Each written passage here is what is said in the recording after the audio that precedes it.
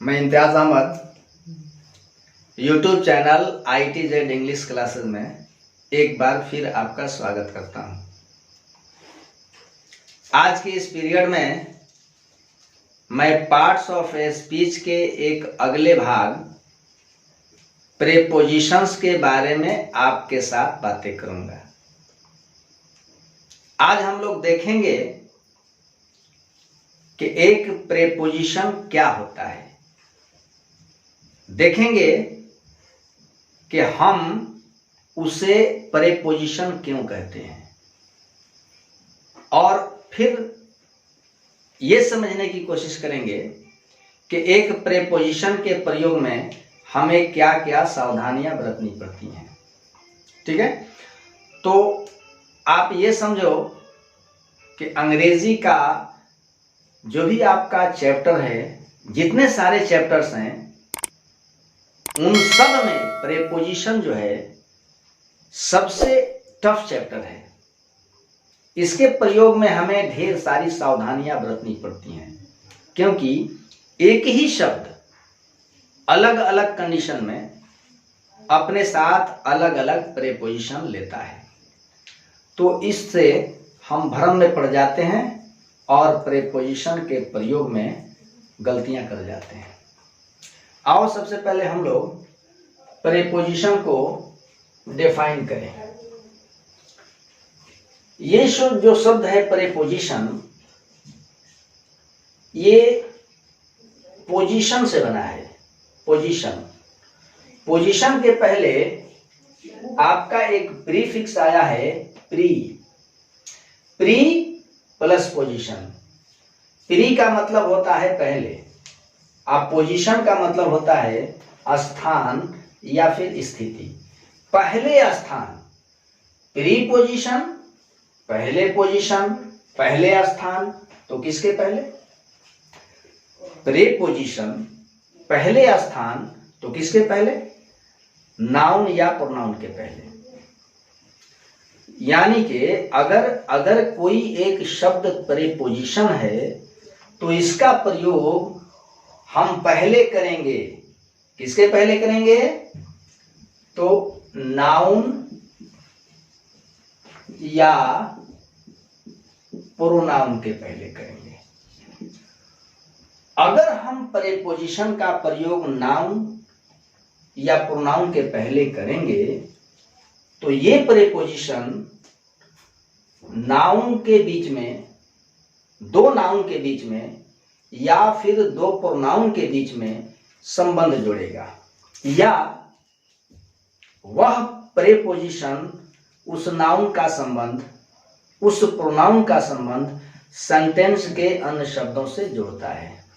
इसीलिए हम उसको प्रेपोजिशन कहते हैं। यानी कि ऐसा शब्द जो एक नाउन के पहले आए, एक प्रोनाउन के पहले आए। प्रेपोजिशन का मतलब होता है दैट इज प्लेस्ड बिफोर, जिसका प्लेसमेंट, जिसका प्रयोग पहले हो। किसके पहले हो? नाउन या प्रोनाउन के पहले। अर्थात प्रेपोजिशन वह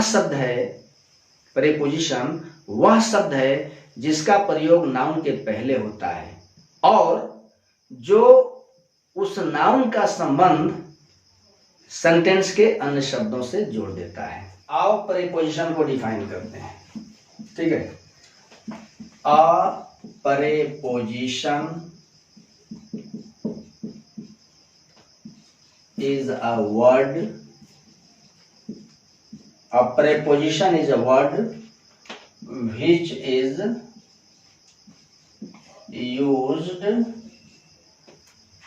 used before a noun or pronoun and shows the relation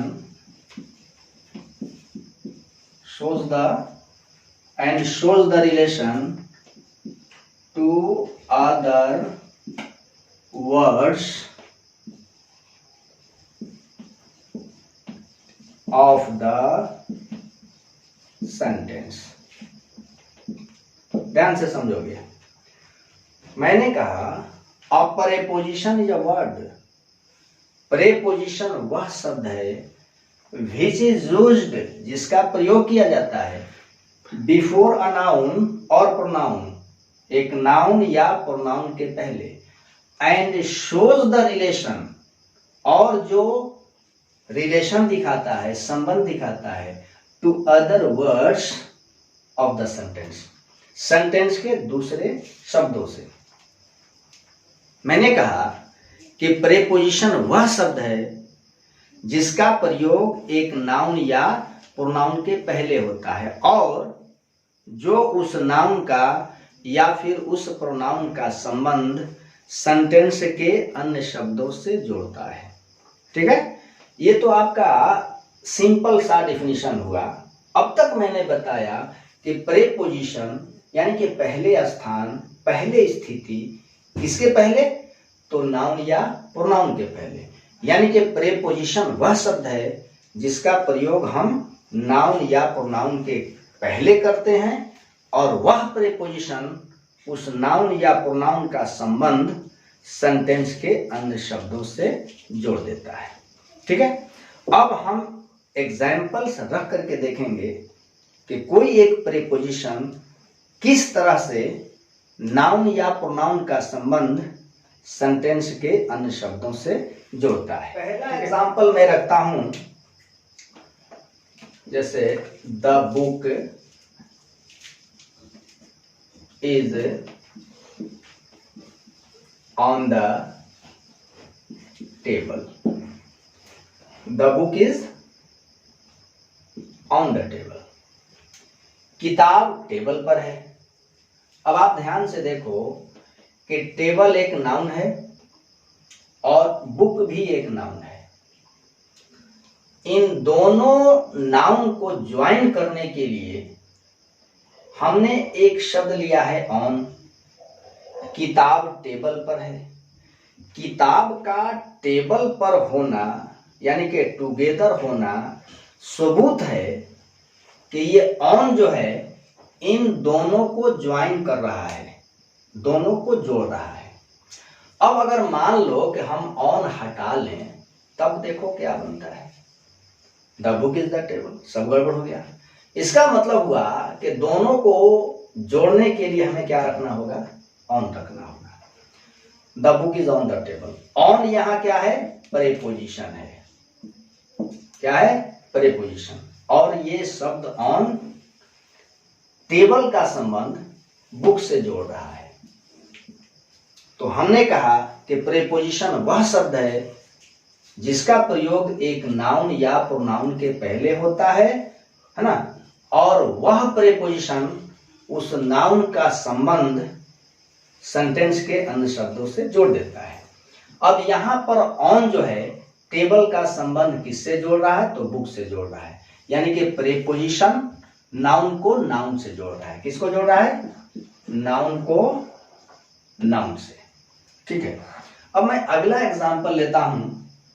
मैं कहूं कि ही एंटर्ड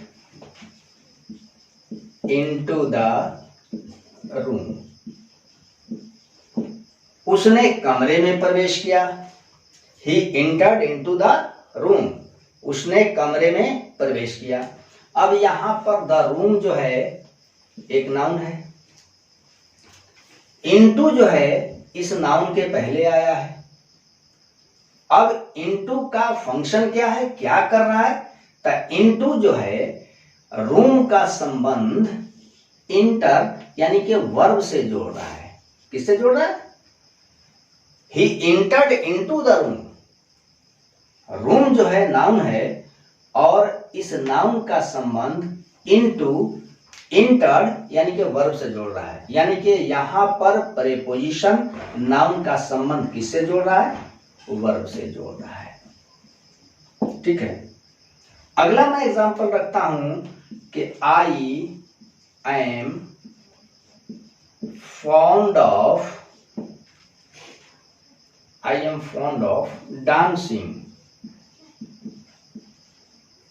डांसिंग। अब आप ध्यान से देखो कि डांसिंग जो है एक जेरंड है। क्या है?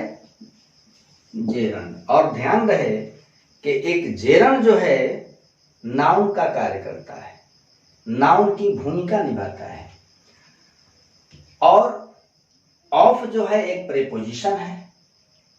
यह ऑफ डांसिंग यानी कि नृत्य है ना, नृत्य, इस नाउन का संबंध या फिर इस जेरंड का संबंध फाउंड से जोड़ रहा है। किससे जोड़ रहा है? फाउंड।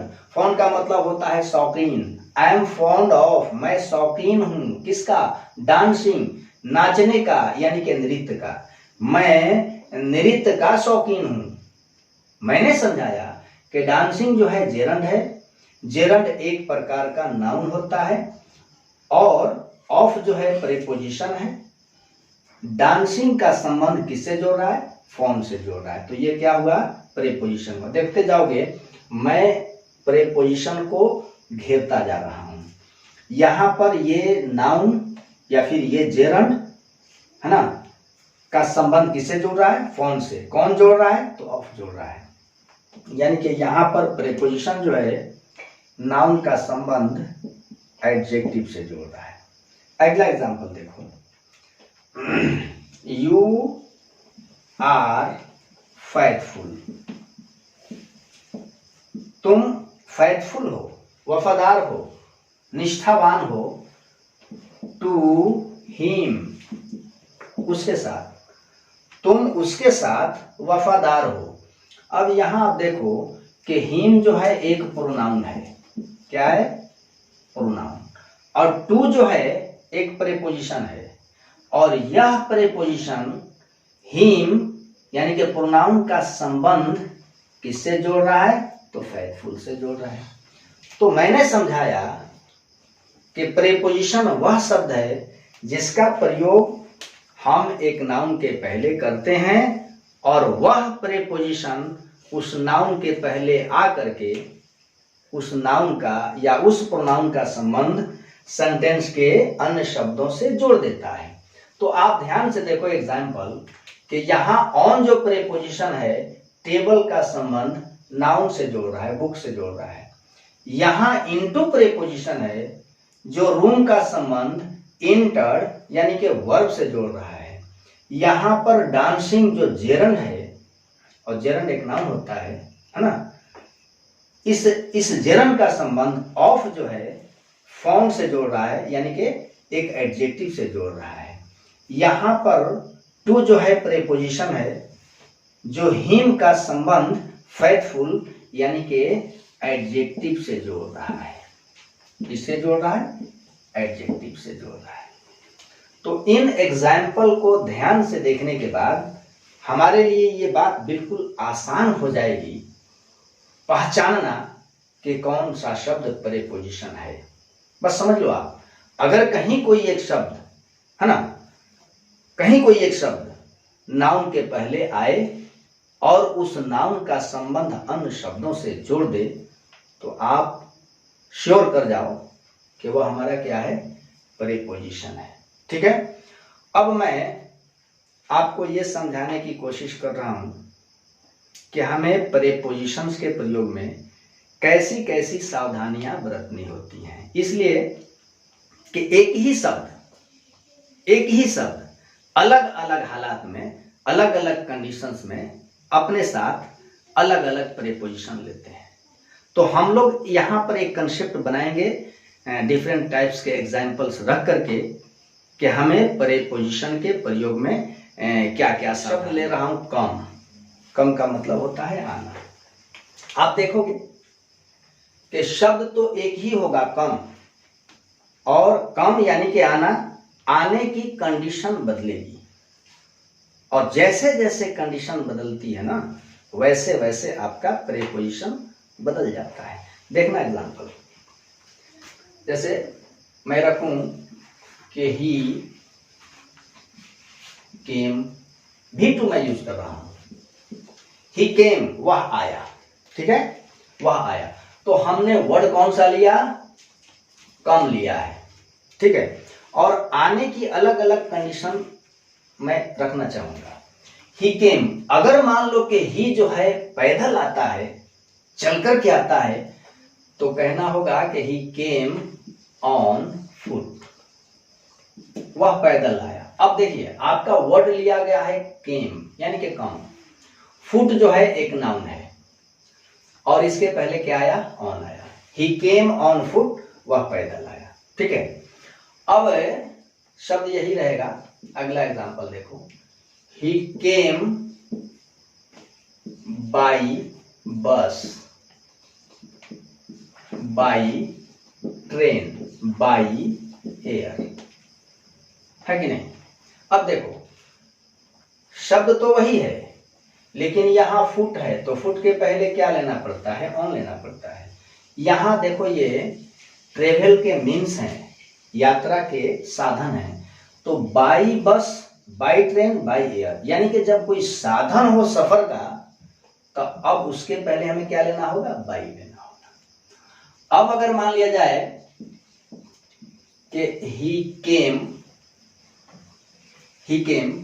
ऑन संडे लास्ट, देखो शब्द वही है लेकिन इधर कंडीशन बदल रही है। फुट है तो ऑन हुआ, बस है तो बाई हुआ। अब संडे लास्ट, पिछले संडे को आया, तो अब हम क्या लेंगे, ऑन लेंगे। ही केम, अब मैं यहां पॉइंट ऑफ टाइम रख लेता हूं, point of time. He came at 4 PM, 4 PM, sorry, he came at 4 PM, वह शाम 4 बजे आया। तो देखो इधर की कंडीशन बदली, प्रीपोजिशन बदल गया। ठीक है, he came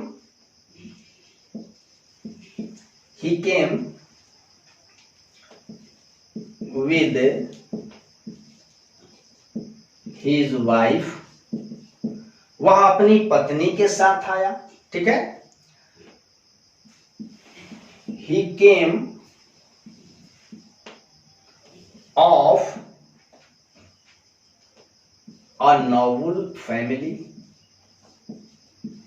Nobel family. Actual यहां केम की जगह मैं अगर कम यूज कर लूं तो सेंटेंस जो है ज्यादा मीनिंगफुल हो जाता है।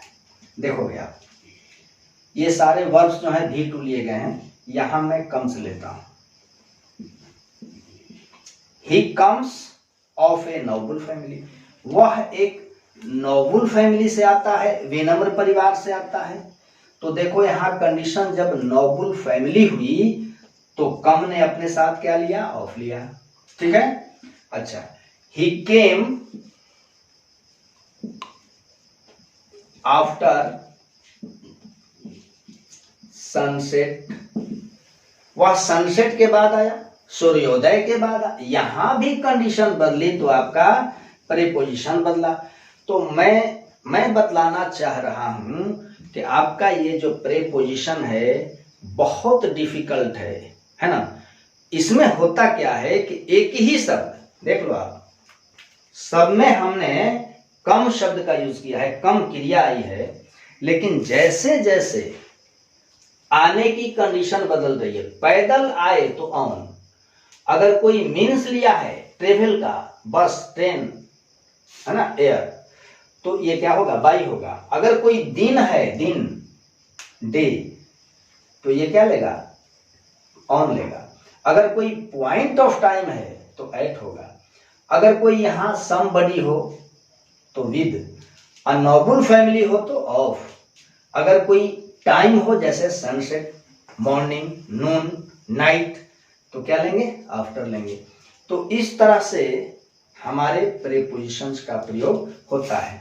अब देखो अगर हम इसमें सावधानी नहीं बरतें, है ना, शब्द को नहीं समझें, शब्द की कंडीशन नहीं समझें, तो बिल्कुल जायज सी बात है कि हमसे गलतियां होंगी, फिर कॉमन एरर आएंगे।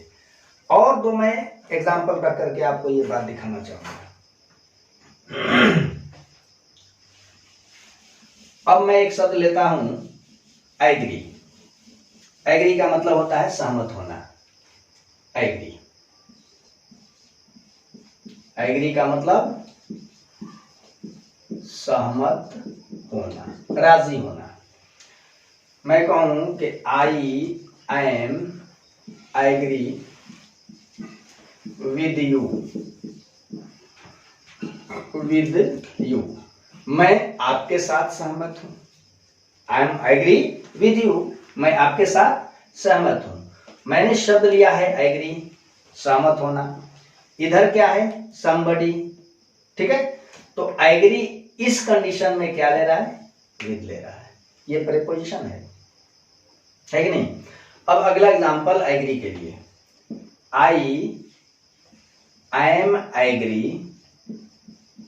M agree to your proposal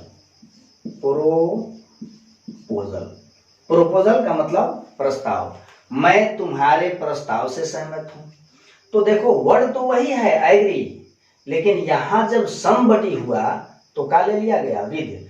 लेकिन जब यहां यू की जगह योर प्रपोजल, तुम्हारा प्रस्ताव हुआ, है ना, तो क्या ले लिया गया, टू। तो एग्री अलग कंडीशन में अलग अलग प्रीपोजिशन ले रहा है। अब मैं अंत में दो एग्जांपल राइट लेकर के कर रहा हूं, देखोगे आप। आई राइट विद,